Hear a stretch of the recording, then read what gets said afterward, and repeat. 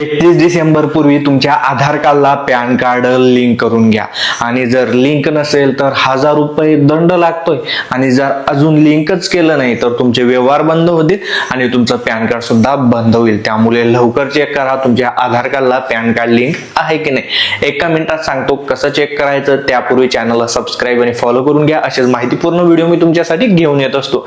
त्यासाठी गुगल मध्ये income tax असं तुम्ही सर्च करायचंय, स्क्रीनवरती पाहू शकता।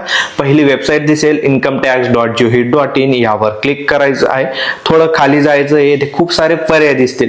लिंक आधार स्टेटस यावर तुम्हाला क्लिक करायचं आहे आणि या ठिकाणी तुम्हाला तुमचा पॅन कार्ड नंबर आणि आधार कार्ड नंबर टाकायला विचारलं जाईल, तो टाकून घ्यायचा आहे। आधार पॅन नंबर टाकल्यानंतर व्ह्यू लिंक आधार स्टेटस यावर क्लिक करायचंय आणि जर का तुमचं पॅन कार्डला आधार कार्ड लिंक असेल तर अशा प्रकारचा मेसेज शो होईल की तुमचं पॅन कार्डला आधार कार्ड आधीपासून लिंक आहे, म्हणजे तुम्हाला टेन्शन घेण्याचं काम नाही आणि लिंक करण्याची ही गरज नाहीये। आणि स्क्रीनवरती पाहू शकता अशा प्रकारचा जर का मेसेज आला म्हणजे तुमच्या आधार कार्डला पॅन कार्ड लिंक नाहीये, तुम्हाला 1000 रुपये मोजावे लागतील आणि तुमच्या आधार कार्डला पॅन कार्ड लिंक करावं लागेल।